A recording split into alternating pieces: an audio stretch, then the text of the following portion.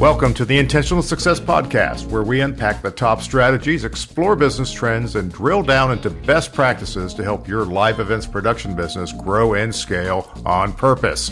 I'm your host, Todd Spencer. Hey, welcome back, everybody, to this episode of the Intentional Success Podcast. I want to welcome my friend and fellow consultant, Todd Spencer, who's president and strategic advisor for Ventana Capital Investments. He is also the volunteer president of ESTA, the Entertainment Services and Technology Association. Hey, welcome, Todd. Good morning, Tom. I'm glad you are here. We have a lot of shared background and history over the years, and we, for my listeners, Todd and I do basically the same thing. We just kind of do it with slightly different sets of clients and maybe a slightly different focus, but every time Todd and I talk, we're talking about the same sorts of things.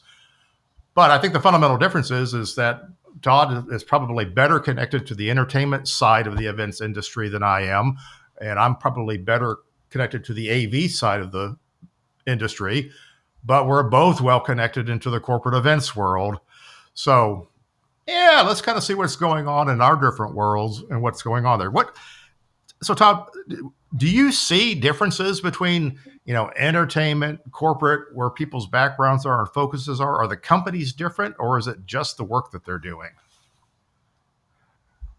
I think they are fundamentally a bit different. They're different in their go-to-market strategies. Certainly, they're different in the way that they interact with their customers. I think their customer type is a bit different too. When I think of some of the groups that operate in the film and TV spectrum on that side of entertainment, that's a very different customer who has different needs, that uses different words in their requests than you might hear from somebody on a music touring side, than you might hear from a company that just handled dry hire rentals, that you might hear from an audiovisual provider that is in-house, right? So there's sort of different variations within those conversations. Now, fundamentally, we're all doing it for an end audience. There is an end audience who is a human. And so there is some common thread there that at the end of the day, you're aiming to entertain or inform, on the corporate AV side and meetings and events side. It's more generally to inform. You're trying to impart a message or have a sales meeting or an executive session where some data is conveyed for purpose of growing an organization or streamlining something, right? I'm generalizing, but it's a fairly common occurrence that happens. Whereas when we think about things like a music touring customer or a customer that is more deeply involved with streaming content for Netflix or Hulu or Disney Plus or one of these providers, those are very different entities in terms of how they behave. Right. I think if we had to figure out how many different languages there are for live events, I think I've got 8 at the top of my head. All the different titles and job positions, and I still don't know what a gaffer is, and I've been in the industry for 40 years. So maybe one day we'll have that cross-translation app so that everybody can speak the same language. So there's business model differences. So my sense is that in a lot of the entertainment world, if the audience is a paying audience, in other words, they bought a ticket to something versus they're a guest of something, whether it's, so a concert in a corporate event where attendees are guests versus a concert in a produced event where the attendees are paying attendees, does that change the provider's business model? What's different? Is customer acquisition different? Is pricing different? I think it changes the definition of success in terms of how they deliver to that customer, because those customers, in my estimation at least, will define success differently. If I go to a meeting that is for a company and I'm looking at spending 3 days away from home or, family or people that you love, that's a different environment than perhaps going with a friend or loved one to a concert to enjoy an evening out. Those are, as you point out, two very different environments and different end result. But I think that both of them are looking for value. They're looking for the value that it provides them in a more leisure entertainment side, as I would think of with concerts and live events like that, the value that somebody gets out of the ticket that they buy is the memories, is the experience. It's the going home safely. It's remembering that first concert they went to with their kid or brother or sister or husband or wife. That's the piece that they take away from that. There's an emotional or almost nostalgic connection to what it is. I would say that's much different in the corporate side of the business, right? You're generally trying to achieve something professionally, whereas on the entertainment side, it's more personal. That more personal goal that you're trying to achieve. You're trying to have fun or make memories. When I'm going to meetings and events, I'm more focused on how does this improve a career? How does it improve a process? How does it improve a bottom line? And those are all valid things. I mean, I think we have to give honor where it's due to the merit of why you would have those different functions. And to your point, I think that when people go to those, spending 3 days away from home, what value do they walk away with? It's going to be different, but it should still be high value. I would say. I think there still needs to be a very clear recognition of, do those attendees walk away saying, I feel better professionally equipped, I feel more focused, I feel more efficient, I feel more energized. One or more of those things, in my opinion, should be true if you're coming away from that. I agree with that. So how does that affect how the service providers, the production rental companies, for instance, how does it affect how they go to market? What's the channel in entertainment compared to corporate? I mean, in corporate, we have end clients, we have agency clients, producers. What are the channels? Who decides who gets hired in concert touring, for instance? So I would say a lot of it is relational. A lot of it is by network and by evidence that you are competent to perform the task. Now, one thing that I think really has impacted this is there's a number of organizations that have been very transactional in our space. And my personal opinion is that transactional doesn't work long term. It sort of fits a need in a short-term way of saying, I've got a widget, I can rent a widget, I can buy a widget, you can deliver and operate a widget. And that's okay if there's something that is really bespoke about what's trying to happen. If you're the only one with the widget, then you have an angle. If you don't, though, I think what winds up being true more often than not is relationship wins. You have a relational business model that is based on consultative interaction to say, what are your goals? What's your vision for this event? What do you want your audience to walk away with? And sometimes the walk away is, I want them to be better salespeople, or I want them to be better operators. And sometimes the walk away is, I want them to say, wow, and I want them to come to our next show, or I want them to take away a culture of what they experienced in these. I think when we think about some of the most successful shows out there, I mean, my mind immediately goes to Taylor Swift. And as all of us probably watching the news cycle, you see these entertainers and performers that connect with people on a personal level. When they deliver a sense of culture or a message about who they are, or a message of be kind to one another, that's heard very differently, in my opinion, than perhaps a corporate meeting. And so I think, as you think about some of those differences, I would say corporate AV side has a little more elasticity when it comes to transactional delivery. If in certain veins, I would say, especially if it's more one-off. But if it's a customer that you're going to see again, or it's a venue you're in constantly, or it's or there's a narrow market, as there is with music touring. I mean, there's a finite set of people who are the decision makers for most of the tours out there. That becomes much more of a relational market. So both of, we've talked about our different types of clients, and they all do pretty much the same thing. Some may lean more towards corporate and do entertainment. Some lean more towards entertainment and do corporate. What do you think people struggle with the most? I mean, what if you're entertainment, do you struggle with corporate? Because I know if you're corporate, you struggle with entertainment. What do you see? I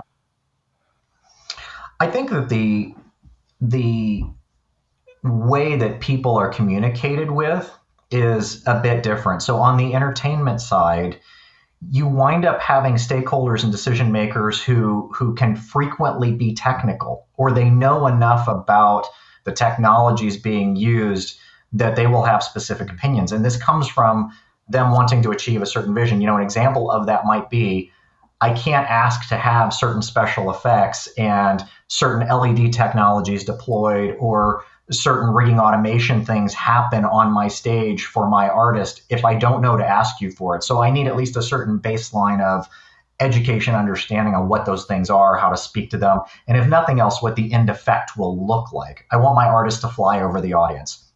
Okay, even if you're not super technical, there is a technicality that exists around that statement. I would say in the on the flip side of that, in more of a corporate AV perspective, probably half of your decision makers, in my experience, are non-technical people. They're looking for an outcome vision, yes, but the vision often comes with something that's more content deliverable. So for instance, I want to make sure my CEO looks good and is able to get his message heard for our Q4 sales results. That's not something that you're going to hear from a decision maker in a music touring environment who's representing an artist, most likely. So I think that would be an illustration of a difference in the communications and the vernacular. We haven't talked about this before, but technology, and I am not well connected to technology anymore. It's been 20 years since I actually bought a piece of event technology or rental technology. But I am noting, particularly in the corporate side, that what technology you have just doesn't really matter anymore. I mean, brand names are not a big deal. There's, as you say, we're dealing with non-technical buyers. Is there a corollary to that? Is the entertainment world a little bit more forgiving about which racks and stacks they get or which moving light they will work with? Or is it still writer-driven, artist-driven, designer-driven? So I would say in more of the in-house corporate AV environment, that relational aspect I mentioned matters a lot. If it's a customer that comes every year, or you're dealing with a non-technical buyer, they're going to be a lot more malleable in the conversation of, you know what, we can't get you VLs, but we could get you a Chauvet. We could do something that's different in this environment, but it's going to give you a similar impact for it. We'll put simulation lighting products on there instead. And the customer says, that's great. Does it do color mixing? Yes. Okay, I'm good. It's a profile fixture? Yes. Okay, I'm good. Right. So I think that relational, anytime you're in a relational selling, I would say is probably more important than the segment of the industry. That's going to apply, in my opinion. In either side of the industry, if it's a customer who is looking to achieve a specific technical outcome that perhaps is unique to a certain product, I think that's where you get into it more, which does come up, as you point out, a lot on the music touring side. But I would suggest it probably comes up a lot because they spend a lot of time in the technical design conversation part of their pre-planning and event process in a different way than perhaps that other non-technical meeting planner. You've got a designer who is an influencer in what the buy is. They may not be the decision maker, but they have a relationship with the end customer who is probably the talent and how to convey that vision. So, of course, if this is the technology they want, this is the technology that they want.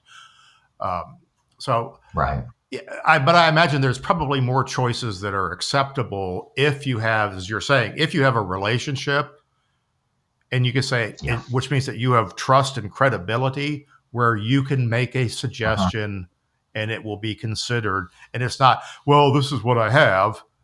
Have you tried this? Would you be interested in seeing how this would work for you? Right. Absolutely. And it happens all the time, to your point. I mean, but the relational building block has to be there. At the risk of saying post-pandemic, I'm going to say post-pandemic, are entertainment budgets higher? Or are people still expecting to spend what they spent before the shutdown? No, I think the groups that I am seeing interacting in that realm now are much more realistic about the fact that prices have changed. Costs are in a different realm than they used to be pre-pandemic. That being said, I think that 50% of every decision is 100% about money, in my opinion, for a lot of these groups. So that being said, I think we still as an industry have to be cognizant of the actual value we're delivering to the end customer on it. So it can't get crazy. It has to, it has to have some foundational rooting and sanity. But I do think that people aren't looking to try to match their budget from 2015 anymore. We've moved on from that. Now, that being said, I do think what is happening for customers is, and it's really more of an industry statement, I've seen the spread from the spend on the corporate AV side and meetings and events where it is more company driven, it's data driven. I have seen some of that spend being eroded and moved more into leisure expenses like the music and touring experience. When people are taking their groups to hotels and resorts now, absolutely. Some, are still doing full meetings in a production space, but maybe instead of doing 4 days, they're doing 3. And they're doing a team building activity outside with a destination management company with the remainder of their budget. So I have seen an evolution in some of that is the human aspect of how we connect with each other and how we drive that relationship. Because certainly I would say some of the best companies are not blind to this. They also want to make sure that their team members are networked and connected with one another to do the work they need to do in a way that is more human, it's more organic. But to do that, you have to spend time. Right. To do that, you have to be able to build that trust and that credibility and that relationship, which doesn't necessarily happen sitting in a ballroom listening to somebody on a stage. So I have seen a hybrid model there of let's impart information, but let's also keep the human/mental health experience a part of what we're doing here. 100%. Awesome. Good to see. Well, that's great talking about the industry. Let's put our consultant hat on. What are some of the, I can tell you a whole list of things that my clients are asking about right now, from, labor pricing, staffing pricing, talent, how to sell, all these things. What are you hearing in your world from your clients? Yeah, and it varies based on the segment, but I would say that big challenges in labor right now, arguably up to 30% of the industry and talent within the industry moved on and went into other sectors during the pandemic and have not fully returned. So as a result of that, we have people in the industry who, while we're finding technicians and we're finding some level of labor force that wants to be involved with the industry, universally, I've seen that the availability of just sheer volume of talent out there has reduced. And also the skill sets and the mentorship aspects have reduced. And what I mean by that is there's a lot of folks who were very seasoned in the industry that went on to do other things and simply didn't come back. And so there was no succession planning. There was no mentorship. There was no guidance. There was no training to impart that institutional wisdom for the next sort of group of people who would take that role and who would continue the growth of an organization. So what I'm seeing right now is a lot of organizations who have gone back philosophically sort of 10 or 15 years in terms of their cultural development, and dealing with that is challenging. I think that culture is one of the biggest things that has to be right in an organization. We can get the numbers right, we can get the training right, we can get the operations streamlined, but if the culture is fundamentally flawed, it's really, really difficult to overcome that. And, in my opinion. I agree with you. If I'm assuming that people are having to outsource more often because they have fewer people on staff, 30% loss in the market. I agree. I think that number is spot on. What advice are you giving people who are struggling with finding people or getting the right level of talent, or dealing, finding, especially for last minute jobs, if the industry is busy, you don't want anybody who's still available, right? So what kind of advice, how are you helping your clients figure this out? I think my best advice on it is get involved. Acknowledge it as a problem, but also do something that's of industry benefit, because you as an organization will need that help. So for instance, it it isn't enough to say, yes, we have a problem, we're having a hard time finding labor. Take some ownership of that and say, flip it the other direction. What am I going to do to be a positive part of that ecosystem to encourage workforce development for the future? And it can be small. It doesn't have to be a major cost to an organization. It doesn't have to be any cost, frankly. But it's a mental commitment to say, I recognize the problem. I'm not turning a blind eye to it. And I'm going to be an active part of that process. There's organizations you can get involved with that, as you well know from your historical involvement, that can build certifications, that build standards, that build training programs. It's 1 hour phone call once a quarter. Be that person, be that voice. I think that's something that people could actively choose to do. The other thing I would say is don't underestimate the value of a good strategic partner. Find somebody who has a good labor force, who feels culturally the same way that you do. Get aligned, work out some good pricing, work out what your brand standards, so to speak, are going to be together, and have a partnership that's mutually beneficial. The third thing I would say is internal to these organizations that find themselves really struggling long term, come up with a skills matrix. Sit down for an afternoon, do it over lunch, talk about the exact skills that you need and the exact roles, and don't make the mistake of assigning the skills based on the person who's in the role now. I see that happen a lot for organizations. They say, well, so-and-so does an amazing job and here's the skills that they have, and we're going to write the job description around that.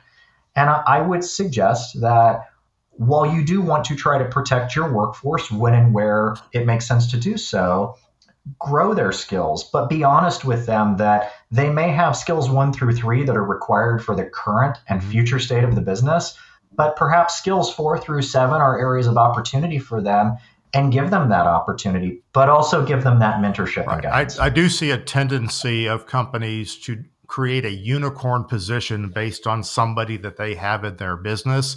And when that person's not available, you can't find a unicorn who's going to come in and do all of those things. So one of my advice is make sure you have the right number of persons on the job to complete the roles, instead of one person who happens to have 4 arms and 2 brains that can operate 17 things at one time. So even though there is a bit of a talent shortage, part of the solution is to expect to put more talent on jobs so that you've got narrower job descriptions. You can use people who have fewer broad skills, but maybe have very focused skills, and have a better chance of filling those roles. But 100%, let's keep training people, because nobody gets this by osmosis, right? Years and years, I've known people who've been technicians for 20 years that really could use some training. Who's going to do it? Yeah. Oh, and I love what you're saying. I mean, it's funny. You saw me smiling when you said unicorn, because I have literally had CEOs that I've worked with use that term, is I need a unicorn that's going to be exactly this. And it winds up bottlenecking the organization, because not only are they not able to find that person, but it becomes culturally demoralizing to the other people in the organization when they hear that thought process. Because I think for people, when you say, here's something that is clearly definable, here's the expectations, the accountabilities, the duties, and here's how we gauge success at the end of it, call it metrics, KPIs, however you want to label it, it is a lot easier to action toward that in a way that is satisfying for the human that's trying to achieve that, right? They make progress. There's a self-confidence that comes from that. They stand a little taller in the business, and they make good decisions that move your company forward. I think the opposite happens when people think that it's only unicorn status that's trying to be achieved. They give up, and they shut down. And, in some cases, obviously more extreme cases, you wind up running into things like quiet quitting. And I do believe that there is an awareness, especially if you're a chief executive or in the C-suite of an organization. My suggestion when I work with those folks is be very mindful and aware of that effect. What you say matters a lot. It carries a lot of weight. And if people feel like they will never reach a status of being good enough for the role for which they've been assigned, you're not going to achieve the results that you want, no matter how well-intentioned your North Star statement is. So, yeah, 100% agree with well you. said. Well said. Little bit of time left. I do want to ask about your current president of ESTA. Please tell us what's going on in ESTA. What do folks who aren't aware of ESTA need to know about what this organization can do and how they might get involved?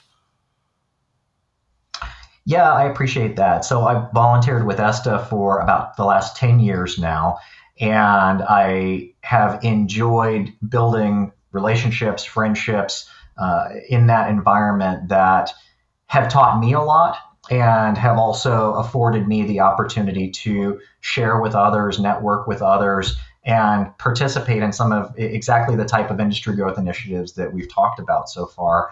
So I would say for ESTA, here's the things to know. They have multiple programs that resonate for what people do in our industry, which are a technical standards program. If you're interested in being a voice for sharing your wisdom of how things should be done, get involved.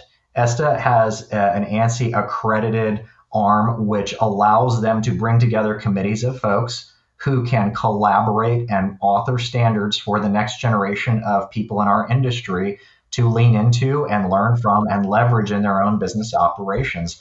It has been for me a wonderful experience to sit in a room and be able to listen to experts debate. And whether or not I shared the same opinions as them, I always walked away with more than I came with. And so I think there's a huge amount of value that people get from that. I know I certainly have.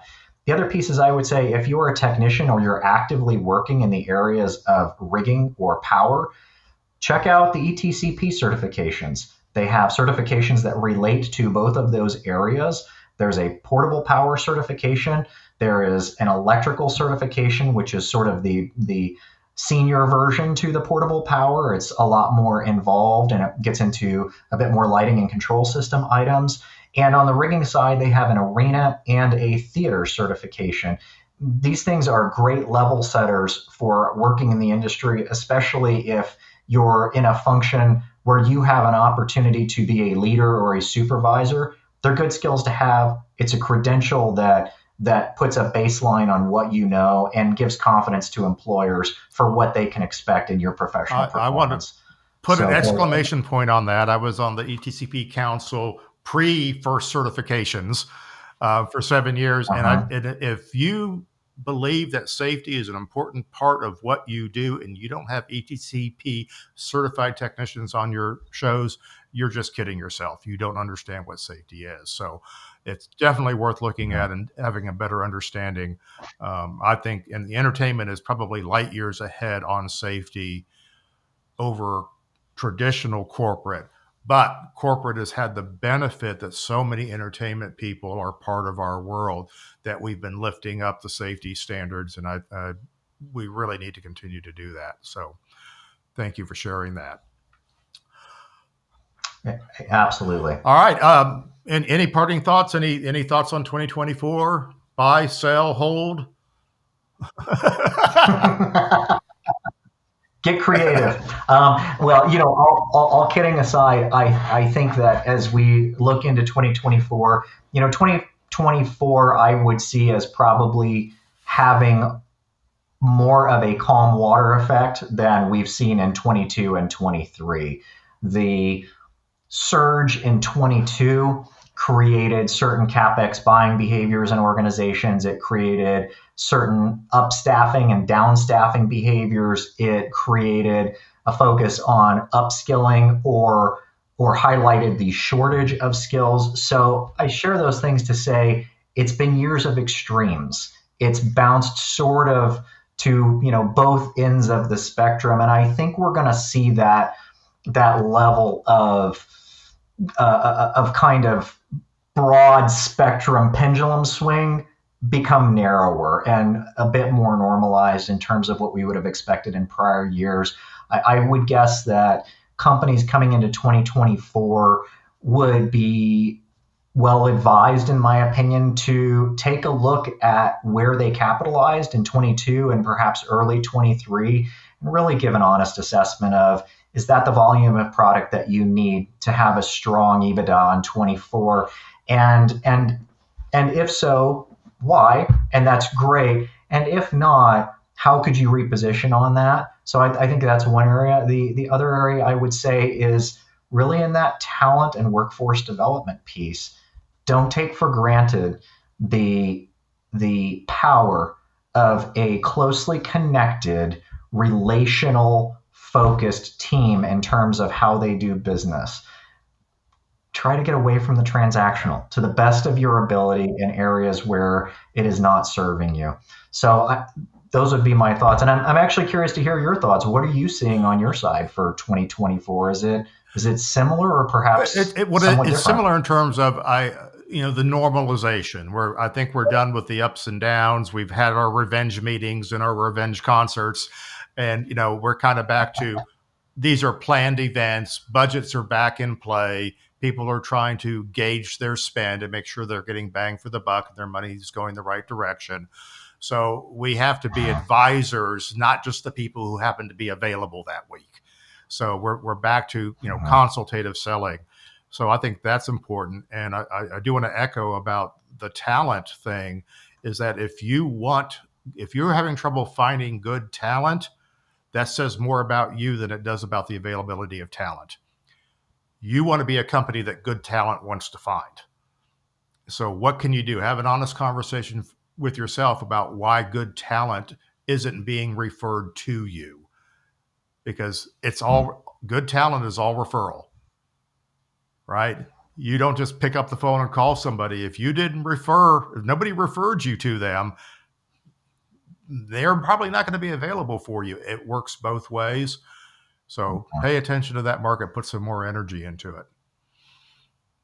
All right. Agreed. Well, Todd, thank you so much for sharing some time. I hope we get to do this again. I love drilling down. I love hearing the other perspectives. You've given me some great takeaways that I'm going to talk about with my clients. And I thank you very much for your time. Oh, likewise. Thank you, Tom. Always enjoy talking with you and spending time. Thanks, everybody, for hanging out with us. If you want to find out more about today's episode, go to trstimson.com/podcast, where you'll find the show notes, related links, and tons of other valuable resources. If you haven't already subscribed to the Intentional Success Podcast, please do so, and I'd greatly appreciate if you would rate and review the show.